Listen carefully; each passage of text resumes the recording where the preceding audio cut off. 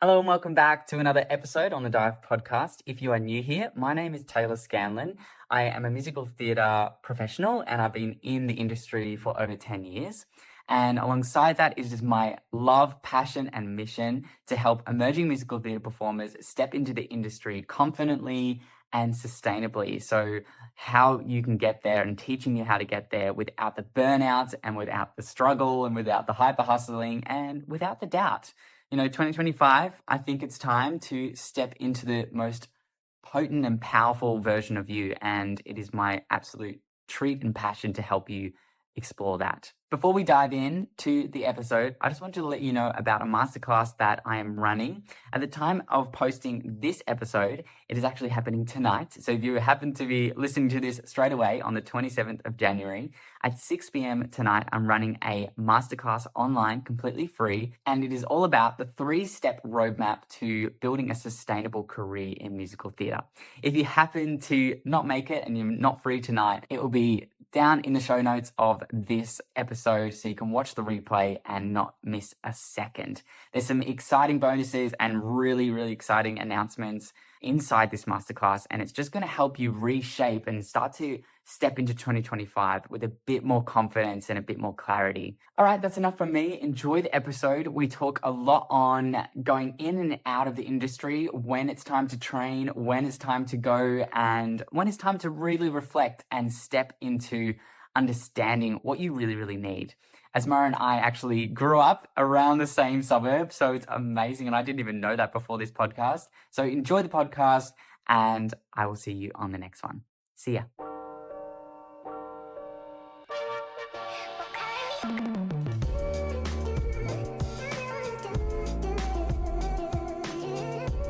Well, thanks for coming on. I'm so happy. I love podcasts, actually. I don't know. I just love to chat. Have you been on many? No, not at all, but I like to listen to them and I love to chat. Yeah. So, well, thanks for coming on. I'm so excited to chat. So we were just chatting a little bit before, and this podcast is really for emerging musical theatre artists looking to get into the industry. We both had different stories. We both trained at Patrick's. Yeah. So but not at the same time, right? No. Yeah. I don't think so. No. I don't believe so. No, it's so I feel like you were already on the Hall of Fame I was when I arrived. That's crazy. I was at PSA yesterday just creating some choreo for a dance class tonight.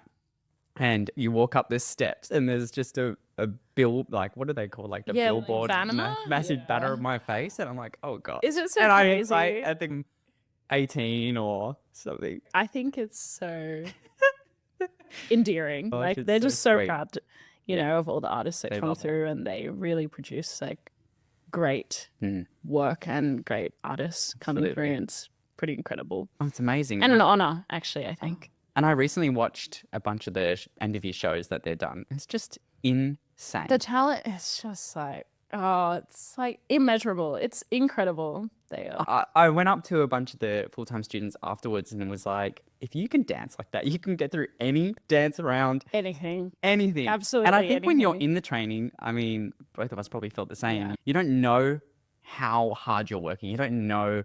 Yeah, you Like- just, it becomes your normal. Like it becomes like just what you think is like, it's just your everyday. Oh my gosh. And you just train so hard. They work you so hard.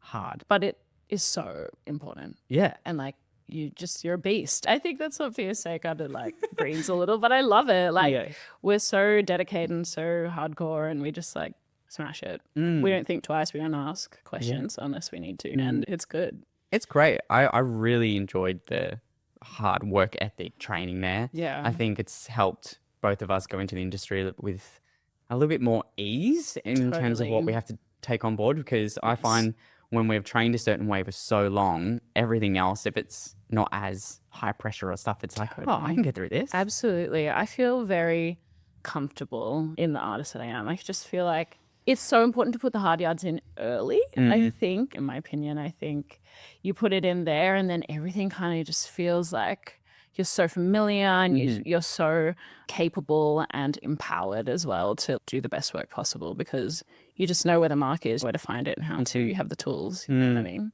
Absolutely. Yeah. And I feel like there's that kind of shift that's happening now that people I don't know, back when I was training, I responded really well to like getting yelled at and like work hard me and stuff. too. But I know a lot of people shut down Yeah. with that now, and there's things that I don't know, you Totally. just can't talk to students. I totally agree. And we'll all have to evolve and change with the times. But Yeah. I also think there are some things that really Yeah. people respond to, and some things that people don't.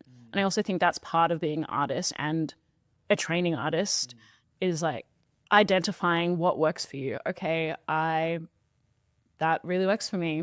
Mr. Man is like yelling at me and that's cool. And wow, it really got the best out of me. Or when you have a different kind of day, just keeping to yourself and having like, I don't know, a tea at lunch, or just like finding what works for you is also really important and a really great tool that you have to find as you go on. And it also changes because I feel like when I was younger, Oh, could do anything. I was like, whatever. And now yeah. as I'm older, I'm like, I need Triple mate. turn, split, bang, know, up, down, I run, know. then going out, Ready to go, party, bit of bus, 4 hours sleep, another club, sleep. class, studio, like It's the literally whole like thing. that. But Yeah. I think now as I'm older, I'm like, I need 8 hours sleep and I Yes. need to eat well and Yes. like fill my cup. And I think everything evolves and you change as a person as well. So it's super important Absolutely. to keep tabs on that as well.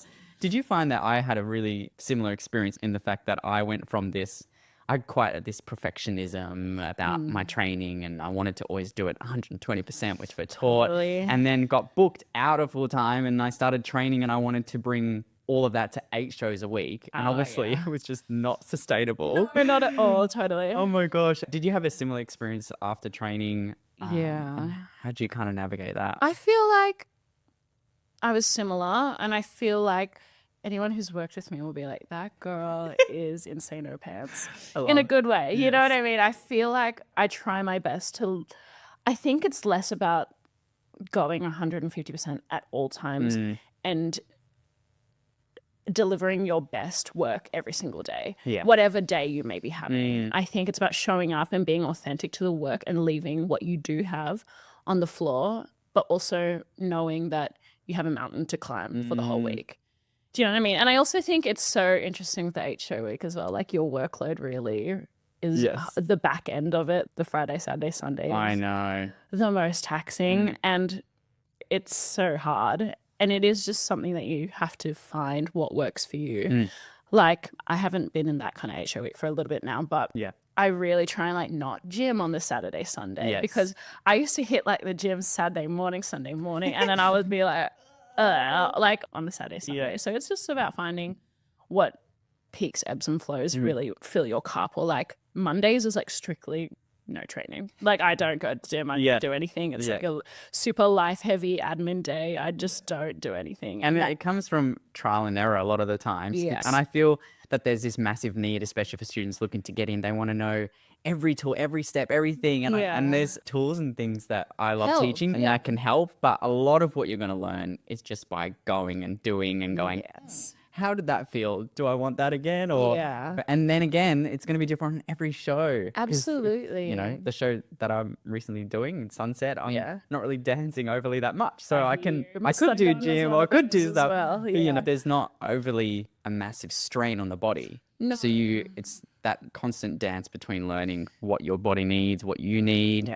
outside. And I think it is trial and error, but people are so different. Maybe you do really want to remain active and that makes you feel like you springboard into the week, or maybe you just want to take it a little slower and you don't wake up till midday, but then you have a really productive 12 to 5 before you hit the theater. And I think, like I said, it changes. Like when I was younger on my first contract, I was like, whatever, man, I'll sleep for like an hour, show up and like would deliver a great performance still. But I also think is just like whatever else you have in your life really complements. And I think what is important is also like having hobbies outside of theater. I love this. Like, nearly every single guest I have on, it's the best thing. And I'll let you guys go with it because everyone that comes on says, do something outside of theater. You just and have to. I feel like it's the best thing to hear because when you're training, it's your whole entire life. So you can't even think about anything else.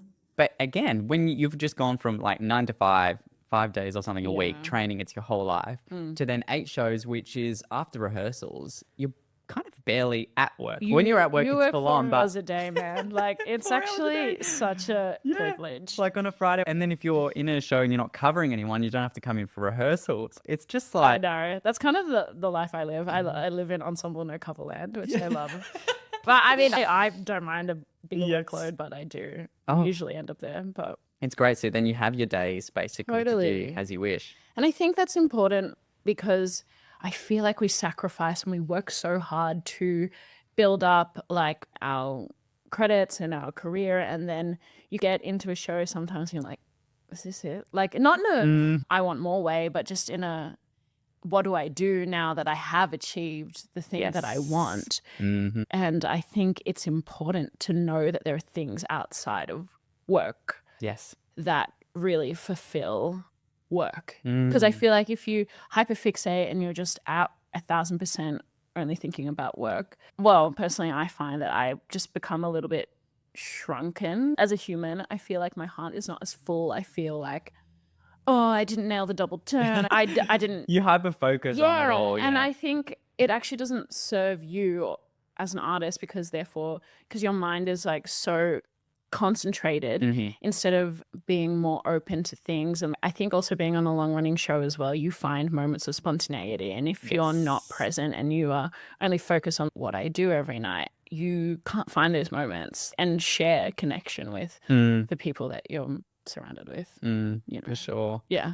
What have you found recently that's like really helped you, or do you have any like other hobbies and things that you like to do outside of work? This one is kind of controversial because it's a little like dangerous. It's giving, don't do it on contract, but be really safe. I love to snowboard. It's so crazy. Cool. I definitely don't do it because it's summer. It's crazy. It's hot outside, but I do try and get up to the mountain. Yeah, Oh my God. I love if it. I have time. I've never done it. It's so crazy. It feels extreme. Yeah. But like if anyone ever took a video of me, you'd be like, you're going 2 kilometers per hour. It feels so fast, but on the video it looks awful. Right. Because I feel like I'm moving my body, my mind is stimulated because obviously it's like I'm not that proficient, but I like to go and figure it out. It's so expensive. So please hold on the snowboarding at all times. Yes. So expensive. But I also feel like I've really found like a hobby and love for the gym as well. I feel very like empowered, but also I feel strong and I feel like I'm moving my body because I feel like I go to class a lot as well, which I really do enjoy because I think that everyone has things to learn at every point in life. Absolutely. But yeah, I just feel like gym, I feel like moving my body in different ways really stimulates my mind. And I like to read as well, but that also is like, that takes a lot of time. Sometimes I feel a little guilty doing nothing, just reading, but I do really like it. Isn't that funny? Yeah, I feel like I've never read so many books this year, especially when I was on tour in Manila. I was like, beach and book, Kindle, beach. Yes. Beach? It wasn't a beach. It was a pool. Yeah. Pool and Kindle and journaling was huge for me. Yes. While I was away. Love this. Yeah. Yeah. I also I don't think I read a full book until I was 18 and I was on a contract. It's so hard. Yeah. Because it is such a feat, I will be honest. Reading a book top to bottom for me personally is like a hard time. And then journaling, has that always been kind of a practice for you, or what did that kind of come It's actually super new. I feel like, especially when you're busy and you feel like you have a lot of things going on, for me, I like that goes to the back burner. I'm not really like writing that much, but I think because we had so much free time and the schedule was so set while I was away in the Philippines, I was like super keen to like get on top of that. Yes. Writing version of myself, and it was awesome.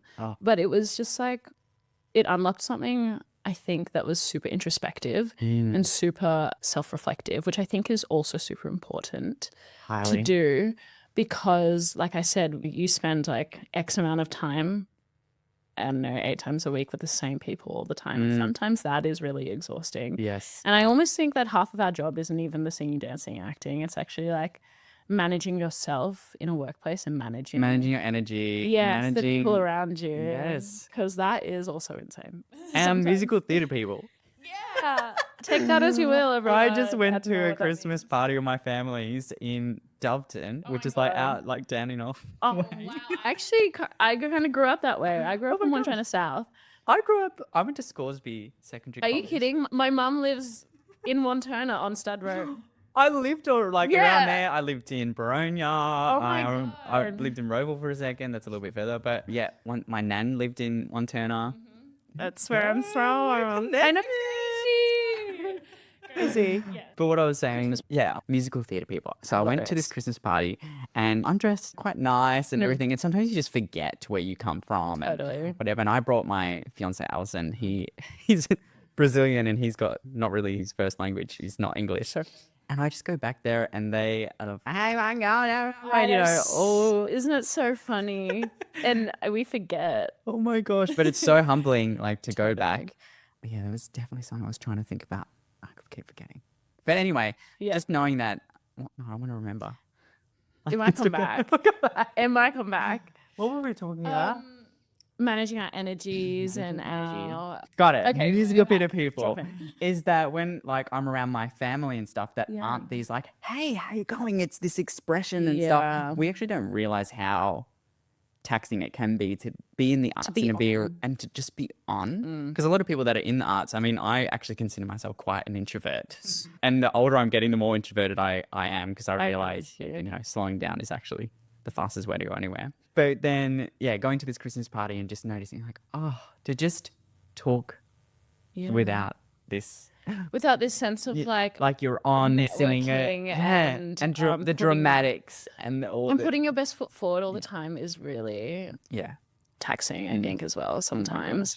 But we're all just keen to do a good job and keen to get on the next one if we feel like we want to, you know, as well. So I totally understand. Yeah. So yeah, super important about trying to navigate your energy. And I feel like when you're coming out of training as well, you're wanting to be friends with anyone. When you're first starting out, you want to go to every event, every closing night drinks or end of week drinks, and you just want to be liked and loved by everyone and want to soak it all up, which is awesome. Agree. But I think as you go on, you start to learn like, oh, I actually don't have to be friends with everyone. And I don't need to gel with everyone if it doesn't naturally work that way. And I think it's like just our general human thing about FOMO. Like everyone wants to be accepted. Everyone wants to be loved and appreciated. And I think, like you said, it's just like navigating. And I think it's something you just naturally learn as you go. Totally. Yeah. Yeah. Going back on that thing of, I think people want to know all the steps so that they can just go in and do it all. And do it perfect first time on my first contract. Yeah. But I'm still, like, we're both still learning. Like,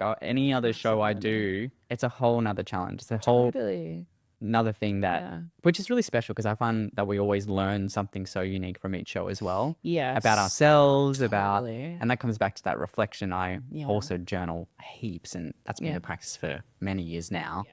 Just because I live all up in my head. I'm all here. I'm all in the crown chakra.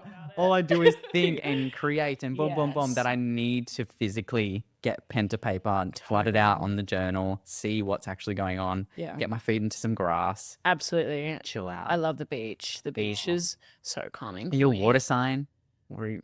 I'm actually a fire sign. It's my birthday. What's the date today? The 5th? Today? Yeah. No, it's my birthday in like less than 10 days. Oh, yeah. So I'm like so excited. But fiery. Yeah, I'm a fire sign. But I love that water, baby. I have to get in there. By the water. Absolutely. Oh my gosh. Yeah. So let's talk about how you trained at PSA. Were you anywhere before that? I actually wasn't super serious about dance or singing or acting. Like unwell. Let's talk about this because it was crazy because my mom and I, she's so funny. I love her. She's the best.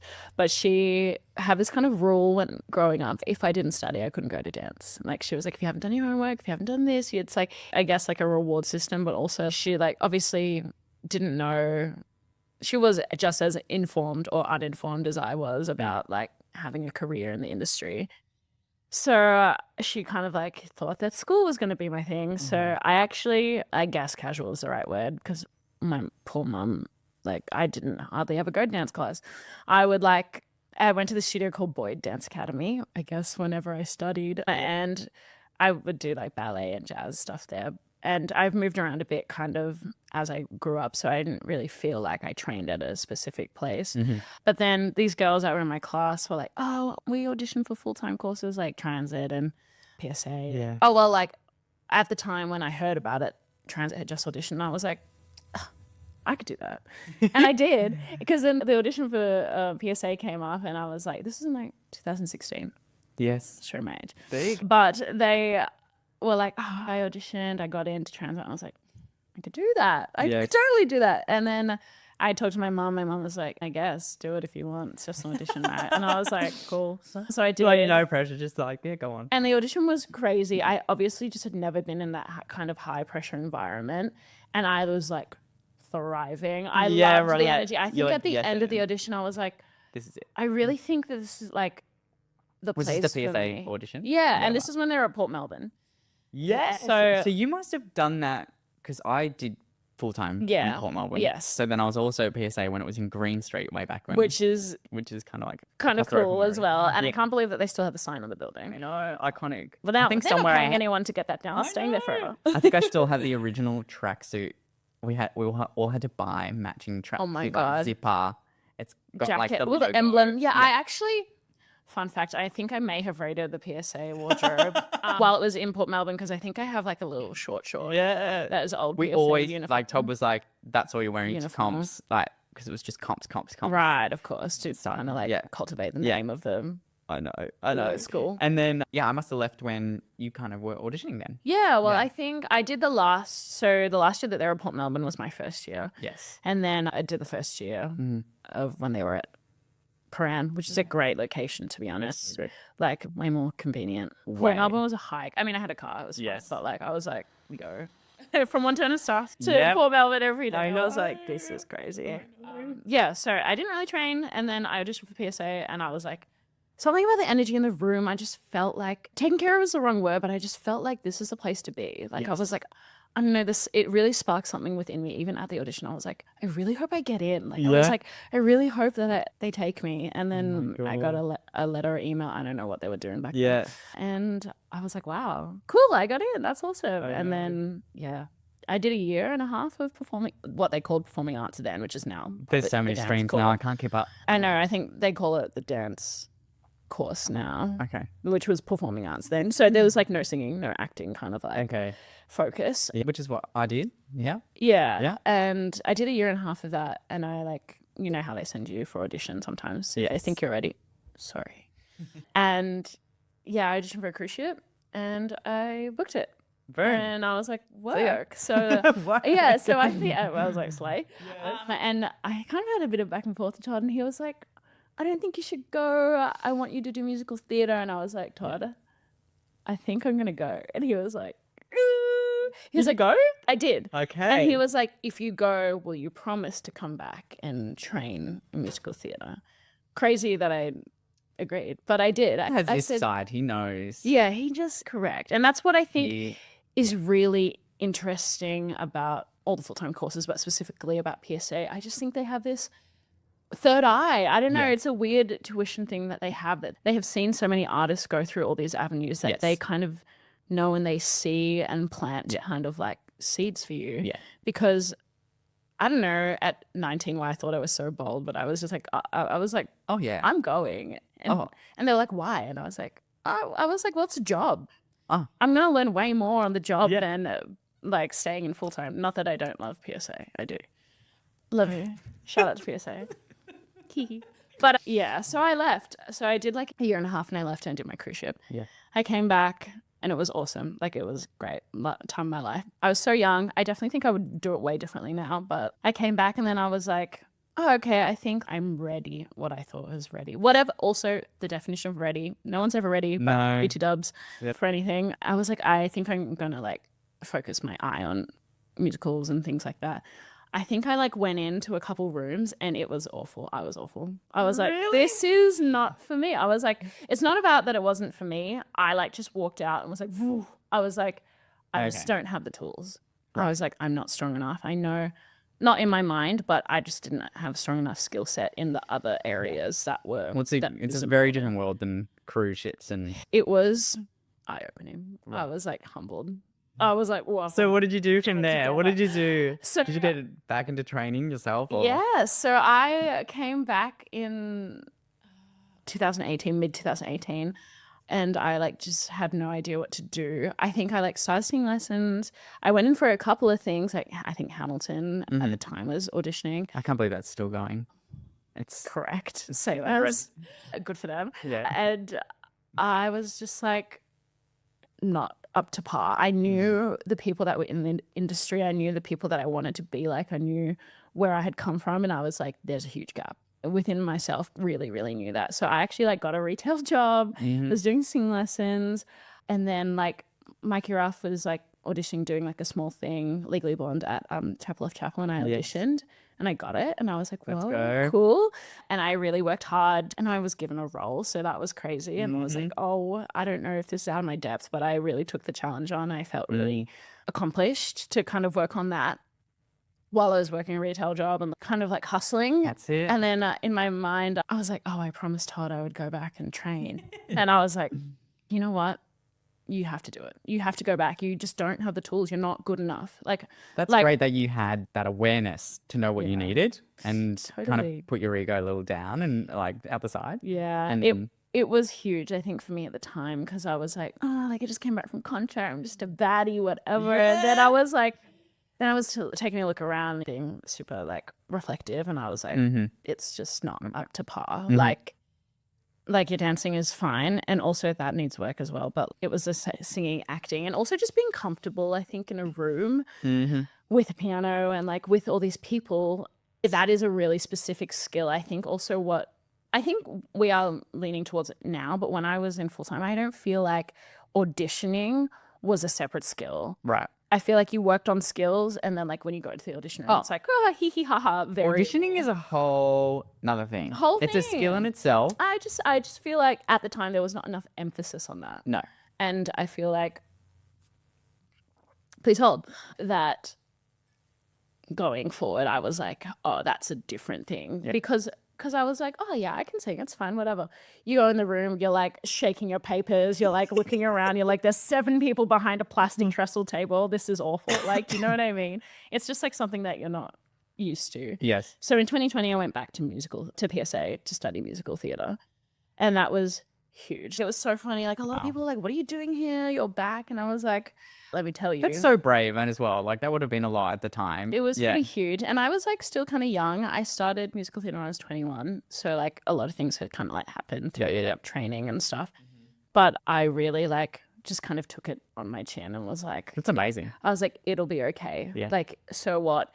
And I also like was not up to a professional standard when I started full time the first time. Like, unwell, couldn't pick up the choreography. I could like muscle my way through kind of things, but I really had to work hard, especially picking. I feel like a lot of what we do is mental, and I was just like eons behind. I was just like trying so hard. I famously was like a back corner girl. I was in the back corner for everything for forever. But a part of me was like, just go back, everything will be fine. And that was, I feel like that was almost like a turning point for you, going back into training. And yeah. I think that's also like something that I'm really champion now is training. Like even when you're in the industry and when you feel like you've kicked the goal or done the thing, like there's more things to be done. Like there are more shows to be in, there are more projects to be a part of, there are other creative avenues that can be unlocked. And I think that is a super important lesson that I feel like kind of taught me from like, because I was just like, what if you only go for a year? Like, it'll be fine. Or 2 years, whatever. Like, you're still in the world. You're still making connections. And you could still audition and still do stuff. So. And I felt like I was really just another one of the sardines. And it was so good. I kind of love it that way. And, like, obviously COVID hit 2020. So did I feel like I was wasting my year? No, not at all. I actually was, like, in 2020 bloody upskilling. Like, you know what I mean? And I think that was awesome for me. I actually was, this is like exactly where I need to be. And I was like, maybe this is the universe being like, this is your time. Like, I'm giving you a whole year or however long COVID lasted for forever. Yes. To hang out. So you did that MT I during did that? MT online for like the whole year of 2020 and then a little bit into 2021. Yeah. And so then you finished that. Well, it's a 2-year course. I did a year because I left because I thankfully booked a job, which is incredible, which is exactly the plan. In a musical. Yes, in a musical. And I was like, you know what? Everything worked out. And I think the universe always puts you. But how funny if you didn't have that awareness and you kind of let your ego be like, but I've worked and there's no, and just stopped yourself and stayed in your head. Yeah. Then that may have not I probably worked out. might be still auditioning. Out there looking for a job. Oh my gosh. Well, I absolutely love watching you perform. You're an absolute beast and so captivating to watch. And was that Wedding Singer that you got into? Yeah. Yes. So that was Wedding Singer. That kind of like spawned out of like, I had worked with Mikey previously on Yes. what I guess is Yeah. a small thing. But I also like kind of tried to go to class when I could, and like he was still like doing classes online, and he teaches through PSA sometimes. And yeah, just kind of cultivate that connection and stuff. And actually, a real funny story about how I auditioned. I actually didn't know I had an audition at all. Okay. I actually, that week, I think like West Side Story, Moulin Rouge, Wedding Singer was auditioning all at the same time. That was like a huge weekend. You know how it is in Australia. We need to do like a PSA, public service announcement. I know. To all the people that are organising these auditions, can we just like Can we spread them out? please? Please and thank you. It's always like November or like mid, I don't know. I it's know. like March or it's March, August, December. Yeah. Every single year. It's let's crazy. just sprinkle them out. Thank you, everyone. Not all of a sudden in the same week. I can't believe it. I can't believe that it happens like that. I don't. And I was just like preparing for those shows, and I was like just sitting at my ex-partner's place, and we were just like hanging out. And then I was like sitting looking at my sheet music scenes, whatever, and then my phone is like buzzing. It's Mikey Ralph. Me and Mikey weren't really on. I mean, love him. He's the best. But at the time we weren't really. I would have really never expected a personal phone call. Right. And it was like, hey, it wasn't his voice, it was someone else. It was like, hey, I'm blah blah from the Wedding Singer, just wondering if you're coming to your callback. And I was like, I actually didn't know that I had a callback, or when is it? And they're like, it's literally right now. And I was like, haha, that's so funny. I was like, yeah, okay, great. And I hear like hubbub in the back, and like I hear Mikey be like, I think she should just come. And I was like, oh, and they were like, can you come? How fast? And I lived in Hawthorne, which is like bloody across town. I was like, where's the audition? They're like, Ministry. I was like, oh god. They're like, you should just see come. you tomorrow. They were like, bring whatever you can, just bring like a heel, and we'll see you in like literally as fast as you can. And you did. And I went, and everyone had learnt the combo. They had been there for an hour doing a marathon. And I was like, I just showed up in the last 15 minutes, and I was walked through the choreography for in 5 minutes. And they're like, cool, like you're going to go at the end of all the rounds. Like you'll just figure it out. And I was like, I was like, maybe not my But he most obviously ideal. saw something in you from working with you before. Yeah. And which is, I'm so grateful for. yeah. He's wonderful like that. He has a real art for seeing. He's another people one like Todd, who really kind of see that potential and strength in people. And I feel like he's really good at recognizing the growth in people. Yes. Like knowing, okay, they're still working on that, but can acknowledge those steps along the way. I think he also likes to work with artists that are super aware and love to do good work. That was how I worked Wedding Singer, but it was crazy and then they handed me, after the dance round, they handed me some sheet music and was like, here, you should learn that in an hour. I'll see you back here. And I was like, my God. It was insane. And then after the whole palaver of the first day, I got a call back for the next week, and it was awesome, and I felt really strongly about it. And then I just waited. And then I got a call. There you go. You just book your first job. It happens like that. I know, it's so crazy. I know. Oh my gosh. Yeah. And then that went for a little while, didn't it? It did. It kind of Didn't stop and start. Yes, we did. We had 3 different casts. Yep. So the first leg of the tour was Adelaide, Melbourne, and then we had kind of this weird in between where Sydney wasn't really in lockdown, but we were. So we flew to Sydney to quarantine for a week to isolate for a week, and then we went to the Gold Coast. So that was the first leg, and then the second leg was Sydney return. Oh no, not Sydney return. A Sydney season, a Melbourne return at the Arts Centre, and then that was kind of cap that. And then we did New Zealand, which was our third iteration of the cast, and I loved everyone that came through Wedding Singer. I don't know if it was just because it was my first one, it was really special, but you're always the first. The third cast of Wedding Singer really has my heart. I love all those people, and it was just so special, and it's such a fun show. And we were just dancing down so hard. It was I heard it was a dance. It was crazy, and I also think because it was my first show, I was every show is like this. No, so not true. Right. So not true. Yeah. But yeah, so it was awesome. No, it was cool. It was so good. Yeah. So then obviously you're now still working in the theatre and then in Saigon and for a little while. Which is huge. Which is... it was a mammoth, and I think the show is a mammoth. And it was I think we were just talking pre us recording about how like some shows you dance a lot, some shows you don't dance that much. Miss Saigon is one of those. Yeah. Literally no dancing. Famously no dancing in Miss Saigon, as my friend Nigel Huckle would say. Yeah. Famously. But it was a different kind of challenge. I feel like I was mentally in a really interesting spot when we started. So I felt like I was approaching it in a way, like I was navigating a lot of different things, and I don't know, I would definitely do it way differently if I had to do it again. But it was like really eye-opening. But I love that like it takes a village, that kind of energy. So magical. Because there are 42 cast members, 42. Massive. Insane. Like Insane. how is that coordinated? And like that's just the cast, and then you have like all your other departments, and like it was just a huge production, and I was so privileged and honored to tell that story.